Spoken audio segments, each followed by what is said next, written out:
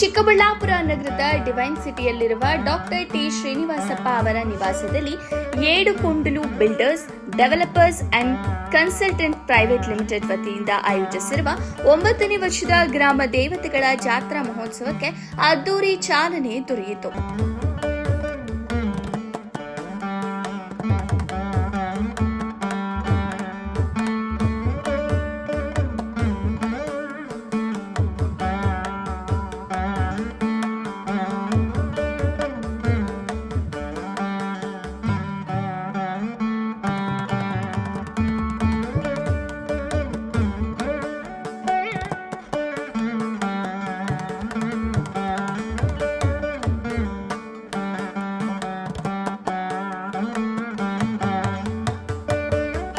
Doctor ಮಹರ್ಷಿ ಶ್ರೀ ಶ್ರೀ ಆನಂದ್ ಗುರೂಜಿ ಹಾಗೂ ಶ್ರೀ ಶ್ರೀ ಶ್ರೀನಿವಾಸ ಗುರೂಜಿ ಕಾರ್ಯಕ್ರಮದಲ್ಲಿ ಭಾಗವಹಿಸಿ ಗ್ರಾಮ ದೇವತೆಗಳಿಗೆ ವಿಶೇಷ ಪೂಜೆ ಸಲ್ಲಿಸಿದರು.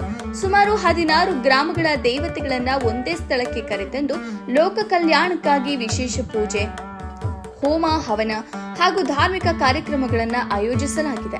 ನಂತರ ಮಾತನಾಡಿದ ಆನಂದ್ ಗುರೂಜಿ, ಡಾಕ್ಟರ್ ಟಿ ಶ್ರೀನಿವಾಸಪ್ಪ ಹಾಗೂ ಶೀಲಾ ಶ್ರೀನಿವಾಸಪ್ಪ ದಂಪತಿ ಆರೋಗ್ಯ, ಶಿಕ್ಷಣ ಸೇರಿದಂತೆ ವಿವಿಧ ಕ್ಷೇತ್ರಗಳಲ್ಲಿ ಸಮಾಜಮುಖಿ ಸೇವೆ ಸಲ್ಲಿಸುತ್ತಿದ್ದಾರೆ.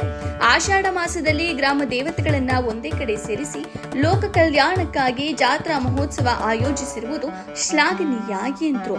ವರದಿ ಸಲಾಹುದ್ದೀನ್, ಚಿಕ್ಕಬಳ್ಳಾಪುರ.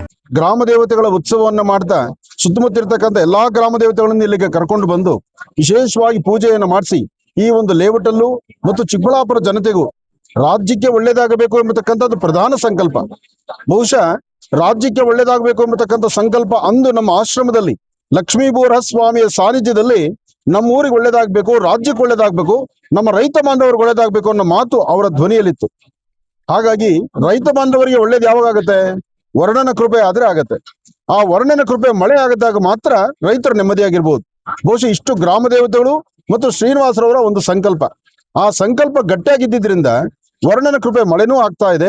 ಇನ್ನಷ್ಟು ಹೆಚ್ಚು ಸಮೃದ್ಧಿ ಮಳೆ ಆಗ್ಲಿ, ಮಳೆ ಆಗಬೇಕು. ಒಂದಷ್ಟು ಅಚಾತುರ್ಯ ಆಗತ್ತೆ, ಮಳೆ ಬಂದಾಗ ಕಾರ್ಯಕ್ರಮಗಳು ಸ್ವಲ್ಪ ಹಾಗೂ ಹೀಗೂ ಆಗತ್ತೆ, ಏನೂ ತಪ್ಪಿಲ್ಲ.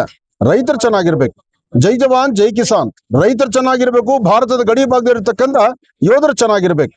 ಚಿಕ್ಕಬಳ್ಳಾಪುರದ ಜನತೆಯ ಪ್ರೀತಿ ವಿಶ್ವಾಸವನ್ನ ನನ್ನ ಮಾರ್ಗಮಧ್ಯದಲ್ಲಿ ಕಂಡೆ ಎಷ್ಟು ಖುಷಿ ಆಯ್ತು ಅಂತಂದ್ರೆ, ಎಲ್ಲರಲ್ಲೂ ಕೂಡ ಒಂದು ದೈವಿಕ ಮನೋಭಾವ, ಒಂದು ಭಾವೈಕ್ಯತೆ, ಭಕ್ತಿ ಎಲ್ಲವೂ ಕೂಡ ಇತ್ತು. ಅದೇ ರೀತಿ ಇವತ್ತಿಂದ ಈ ಸನ್ನಿಧಾನದಲ್ಲಿ ಗಂಗಮ್ಮ ದೇವಿ ಆಗಿರ್ಬೋದು, ಅಣ್ಣಮ್ಮ ದೇವಿ ಆಗಿರ್ಬೋದು, ಮಹಾಕಾಳಿ, ಮಹಾಲಕ್ಷ್ಮಿ, ಮಹಾಸರಸ್ವತಿ ದೇವಿ ಆಗಿರ್ಬೋದು, ಮತ್ತೆ ಬಹಳ ವಿಶೇಷವಾಗಿ ಬಂಡೆ ಮಹಾಕಾಳಿ ಆಗಿರ್ಬೋದು, ಅದರ ಜೊತೆಗೆ ನಮ್ಮ ಕ್ಷೇತ್ರದ ಅಧಿದೇವತೆ ಆಗಿರ್ತಕ್ಕಂಥ, ಪ್ರಧಾನ ದೇವತೆ ಆಗಿರ್ತಕ್ಕಂಥ ಲಕ್ಷ್ಮೀ ಭೂವರಹ ಸ್ವಾಮಿನೂ ಕೂಡ ಈ ಒಂದು ಸನ್ನಿಧಾನಕ್ಕೆ ಆಗಮಿಸಿರ್ತಕ್ಕಂಥದ್ದು ಇದು ನಿಜಕ್ಕೂ ಬಹಳ ವಿಶೇಷ ಅಂತಾನೆ ಹೇಳ್ಬೋದು.